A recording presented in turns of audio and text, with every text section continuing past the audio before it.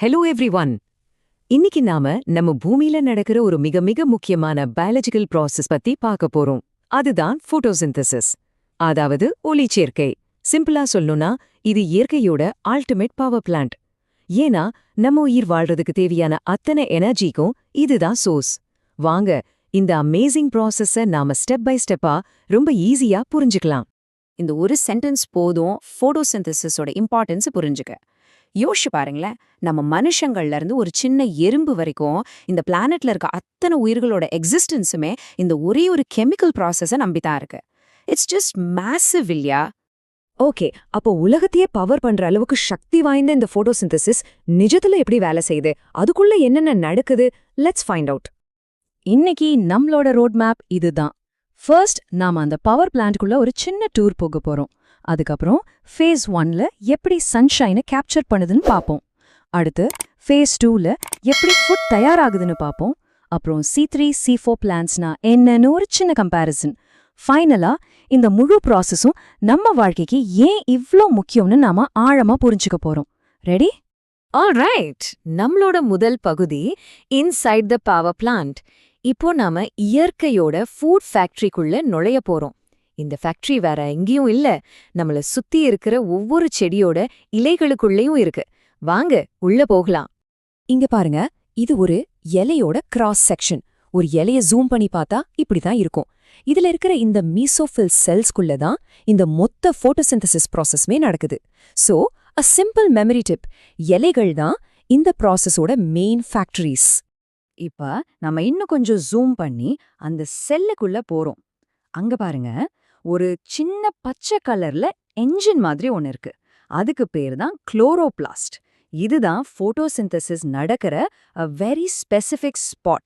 இது நீங்க பிளான்ட்டோட கிச்சன்னு கூட நினைச்சுக்கலாம். இங்க தான் சன்லைட்டை வச்சு ஃபுட் குக் ஆகுது. இந்த கிச்சன்ல 3 முக்கியமான பிளேயர்ஸ் இருக்காங்க. ஃபர்ஸ்ட், தைலகாய்ட்ஸ். இது நம்ம வீட்டு மொட்டை மாடியில இருக்கிற சோலார் பேனல்ஸ் மாதிரி இமேஜின் பண்ணிக்கோங்க. Second, photosynthetic pigments. அதுல ரொம்ப முக்கியமானது குளோரோஃபில்.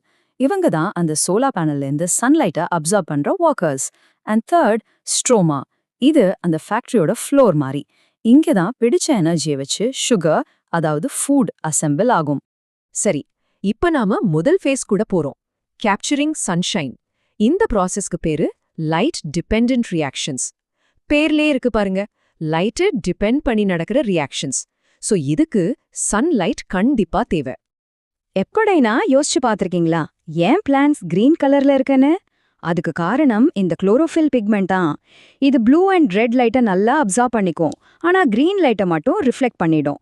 அதனால தான் நம்ம கண்ணுக்கு செடிகள் பச்சையா தெரியுது. கெரோட்டினாய்ட்ஸ்லாம் அசிஸ்டன்ஸ் மாதிரி. குளோரோஃபில்க்கு கிடைக்காத மத்த லைட்டை பிடிச்சு எனர்ஜியை பாஸ் பண்ணும். ஒரு நல்ல டீம் ஒர்க்.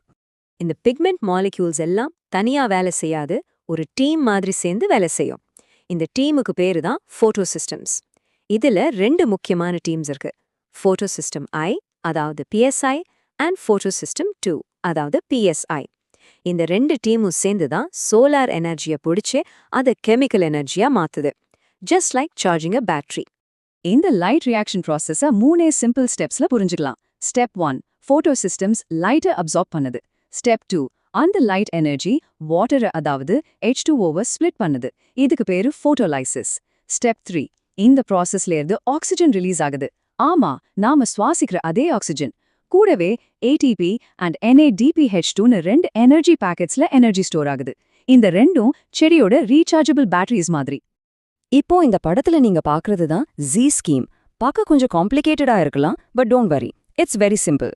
தண்ணீரை ஸ்ப்ளிட் பண்ணும்போது வர்ற எலக்ட்ரான்ஸ் எப்படி PSIலேருந்து எக்ஸைட் ஆகி அப்புறம் PSIக்கு டிராவல் பண்ணி கடைசியா அந்த NADPH எனர்ஜி பேக்கெட்டை உருவாக்குதுன்னு இந்த டயக்ராம் காட்டுது. இதுல மோஸ்ட் இம்பார்ட்டன்ட் எக்ஸாம் பாயிண்ட் என்னன்னா, a question they always ask, நாம சுவாசிக்கிற ஆக்சிஜன் எங்கே இருந்து வருது? The answer is from the splitting of water. Okay, phase 1 முடிஞ்சது. இப்ப நாம ஃபேஸ் 2க்கு போகலாம். Making the food. இத லைட் இண்டிபெண்டன்ட் ரியாக்ஷன்ஸ்னு சொல்லுவோம். இதுக்கு நேரடியா லைட் தேவையில்ல, அதனால இத டார்க் ரியாக்ஷன்ஸ்னு சொல்லுவாங்க. ஆனா இது இருட்டுல தான் நடக்கும்னு அர்த்தம் இல்ல. It just means it doesn't NEET light directly. So இப்போ பிளான்ட் என்ன பண்ணுனா, ஃபேஸ் 1ல தயாரிச்ச அந்த ரீசார்ஜபிள் பேட்டரிஸ் இருக்குல்ல, ATP அண்ட் NADPH2, அதை யூஸ் பண்ணி காத்துல இருக்கிற கார்பன் டை ஆக்சைட உணவா, அதாவது குளுக்கோஸ் சுகரா மாத்த போகுது. இந்த ஃபுட் மேக்கிங் ப்ராசஸ்க்கு ஒரு பேர் இருக்கு, the Calvin cycle or C3 cycle. சிம்பிளா இது காத்துல இருக்கிற CO2வை குளுக்கோஸா மாத்துற ஒரு பயோகெமிக்கல் பாத்வே. இந்த படத்துல பாக்குற மாதிரி இது ஒரு கண்டினியூஸ் சைக்கிள். காத்துல இருந்து CO2 உள்ள வருது, ஃபேஸ் 1ல கிடைச்ச எனர்ஜியை யூஸ் பண்ணி அது சுகரா மாறுது. சைக்கிள்ல இருக்கிற மத்த மாலிக்யூல்ஸ் ரீஜெனரேட் ஆகி திரும்பவும் இந்த சைக்கிளை ஸ்டார்ட் பண்ணுது. இங்க எதுவுமே வேஸ்ட் ஆகாது. It's a super efficient system. Okay, இப்போ ஒரு இன்ட்ரெஸ்டிங் ஃபேக்ட். எல்லா பிளான்ட்ஸும் ஒரே மாதிரி ஃபோட்டோசிந்தசிஸ் பண்றதில்ல. இதுல 2 மாடல்ஸ் இருக்கு. ஒன்னு ஸ்டாண்டர்ட் மாடல், அதுதான் C3 பிளான்ட்ஸ். இன்னொன்னு ஹை எஃபிஷியன்சி மாடல், அது C4 பிளான்ட்ஸ். வாங்க அது என்னன்னு பார்க்கலாம். இந்த டேபிள் ரெண்டுக்கும் உள்ள டிஃபரன்ஸை சூப்பரா காட்டுது. C3 பிளான்ஸ், ஃபார் எக்ஸாம்பிள் வீட், ரைஸ் மாதிரி செடிகள்ல கால்வின் சைக்கிளோட முதல் ப்ராடக்ட் ஒரு 3 கார்பன் காம்பவுண்ட். அதான் C3ன் பேரு. ஆனா C4 plants, for example maize, sugarcane மாதிரி செடிகள்ல முதல் ப்ராடக்ட் ஒரு 4 கார்பன் காம்பவுண்ட். இதனால C4 பிளான்ஸ் ரொம்ப ஹாட் அண்ட் ட்ரை கிளைமேட்ஸ்ல கூட ரொம்ப எஃபிஷியண்டா இருக்கும். C4 பிளான்ட்ஸ்க்கு இந்த ஹை எஃபிஷியன்சி எப்படி கிடைக்குதுன்னா அதுக்கு காரணம் இந்த கிரான்ஸ் அனாட்டமி தான். இது ஒரு ஸ்பெஷல் லீஃப் ஸ்ட்ரக்சர். இதனால அதுங்க ரொம்ப வெப்பமான சூழ்நிலையிலையும் தண்ணியை வேஸ்ட் பண்ணாம ரொம்ப எஃபிஷியண்டா CO2வை ஃபிக்ஸ் பண்ண முடியும். It's a very clever evolutionary adaptation. சரி, இவ்வளோ நேரம் நாம இந்த பயாலஜி எல்லாம் பார்த்தோம். இப்போ the most important question, இதெல்லாம் தெரிஞ்சு என்ன ஆக போகுது? Why does this whole process matter to you? இந்த நம்பரை பாருங்க. just 1 to 2%. நம்ம பூமி மேல விழுகிற மொத்த சன்லைட்ல பிளான்ட்ஸ் இவ்ளோ சின்ன பெர்சன்டேஜ் தான் அப்சார்ப் பண்ணுது. ஆனா இந்த சின்ன அளவு எனர்ஜியை வச்சுதான் எர்த்ல இருக்கிற அத்தனை லைஃபையும் அதை பவர் பண்ணுது. That is just mind-blowing efficiency. சிம்பிளா சொல்லணும்னா ஃபோட்டோசிந்தசிஸ் நமக்கு என்னெல்லாம் தருது? நம்ம சாப்பிட்ற ஃபுட், நம்ம சுவாசிக்கிற ஆக்சிஜன், நம்ம யூஸ் பண்ற எனர்ஜி. அது மட்டும் அல்ல, நம்ம வீடு கட்டுற மரம், நம்ம போடுற காட்டன் ட்ரெஸ் வரைக்கும் எல்லாமே ஃபோட்டோசிந்தசிஸோட ப்ராடக்ட்ஸ் தான். பேசிக்லி நம்மளோட ஒட்டுமொத்த சிவிலைசேஷனுமே இந்த ஒரு ப்ராசஸ் மேல தான் கட்டப்பட்டிருக்கு. அண்ட் கெட் திஸ், இது ஒரு அமேசிங் ஃபேக்ட். நம்ம இன்னைக்கு யூஸ் பண்ற பெட்ரோல், டீசல், கோல் இதெல்லாமே கோடிக்கணக்கான வருஷங்களுக்கு முன்னாடி வாழ்ந்த பிளான்ட்ஸ் ஃபோட்டோசிந்தசிஸ் மூலமா சேமிச்சு வச்ச சோலார் எனர்ஜி தான். Think about it. நீங்க இன்னைக்கு பைக் ஓட்டும்போது யூஸ் பண்றது millions of years old sunlight. So the final thought for you is this. பல பில்லியன் வருஷங்களுக்கு முன்னாடியே பிளான்ட்ஸ் சோலார் பவர் டெக்னாலஜியை பெர்ஃபெக்ட் பண்ணிடுச்சு. நம்மளோட ஃபியூச்சர் எனர்ஜி நீட்ஸ்க்கு இந்த சின்ன இலைகள் கிட்ட இருந்து நாம என்ன கத்துக்கலாம்? இத பத்தி யோசிங்க. அடுத்த முறை சந்திப்போம். ஹாய் ஸ்டூடெண்ட்ஸ், ஃபோட்டோசிந்தசிஸ் அதாவது ஒளிச்சேர்க்கை இந்த சாப்டர்ல எக்ஸாம்க்கு ரெடி ஆயிட்டு இருக்கீங்களா? அப்போ கரெக்டான இடத்துக்கு தான் வந்திருக்கீங்க. உங்க டெக்ஸ்ட் புக்ல இருக்கிற எல்லா முக்கியமான கேள்விகளுக்கும் சிம்பிளா பதில் சொல்லி எக்ஸாம்ல எப்படி ஃபுல் மார்க்ஸ் வாங்குறதுன்னு பார்க்க போறோம். வாங்க ஸ்டார்ட் பண்ணலாம். ஓகே, நம்மளோட கேம் பிளான் இதுதான். ஃபர்ஸ்ட் செக்ஷன் 1ல ஃபோட்டோசிந்தசிஸோட பேசிக்ஸை பார்த்துடலாம்.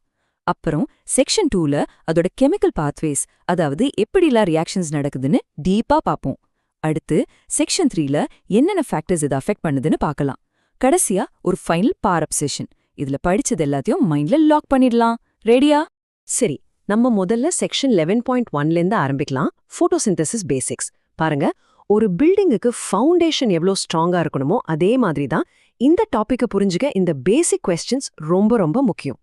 முதல் கேள்வி, ஃபோட்டோசிந்தசிஸ்னா என்ன? அதோட ஜெனரல் ஈக்குவேஷன் கொடுங்க. இது ரொம்பவே அடிப்படை. பாருங்க, இந்த ஒரு ஈக்குவேஷனை நீங்க சரியா எழுதிட்டாலே போதும். உள்ள என்ன போகுது, வெளியே என்ன வருதுன்னு உங்களுக்கு புரிஞ்சிரும். முக்கியமா ஈக்குவேஷனை பேலன்ஸ் பண்ணி அந்த ஆரோக்கு மேல சன்லைட், குளோரோஃபில்னு மென்ஷன் பண்ண மறந்துடாதீங்க. ஃபுல் மார்க்ஸ் நிச்சயம். அடுத்த கேள்வி பிக்மெண்ட்ஸ் பத்தி, அதாவது ஃபோட்டோசிந்தசிஸ்க்கு தேவையான நிறமிகள். இதை சிம்பிளா ஞாபகம் வச்சுக்க ஒரு சினிமா டீம் மாதிரி யோசிங்க. இதுல குளோரோஃபில்லே தான் ஹீரோ. மெயின் வேலையெல்லாம் அவர் தான் பாப்பாரு.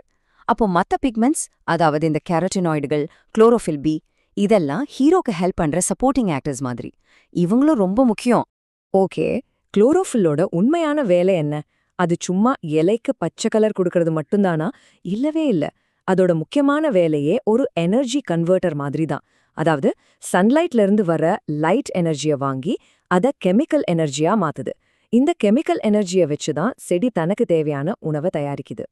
ஒரு சிம்பிளான கேள்வி, ஆனா ரொம்ப முக்கியமானது. எந்த கலர் லைட்ல போட்டோசிந்தசிஸ் அதிகமா நடக்கும், எதுல கம்மியா நடக்கும்? யோசிச்சு பாருங்க. செடியோட இலை ஏன் பச்சையா தெரியுது?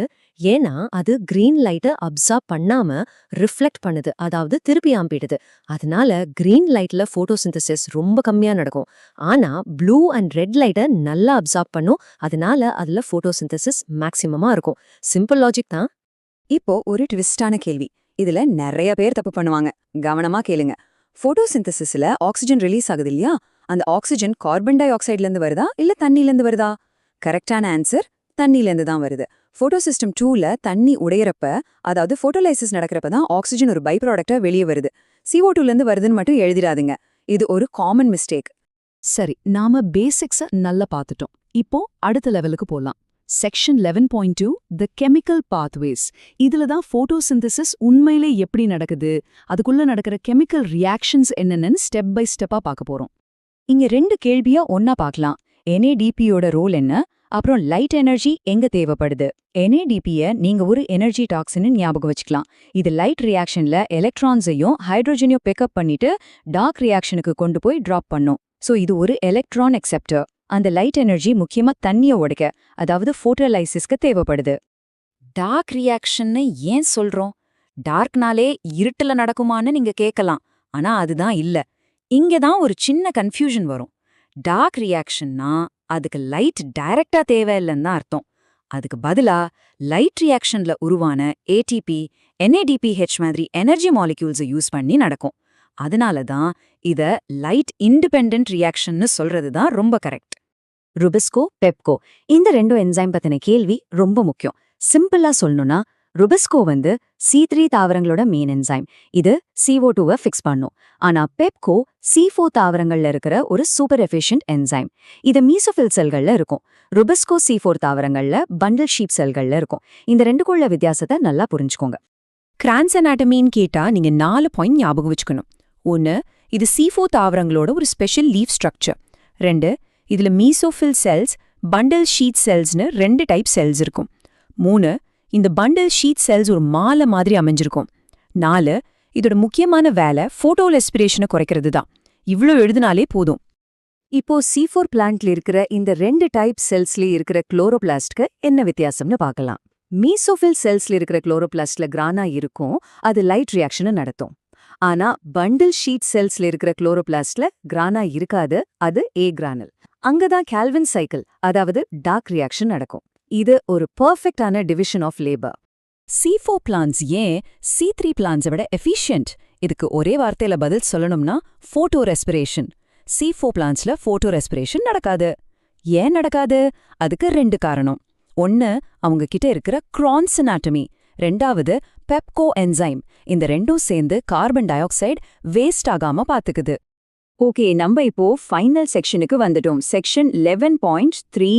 இதுல போட்டோசிந்தசிஸோட ரேட்டை, அதாவது அதோட வேகத்தை என்னெல்லாம் அஃபெக்ட் பண்ணுதுன்னு பார்க்க போறோம்.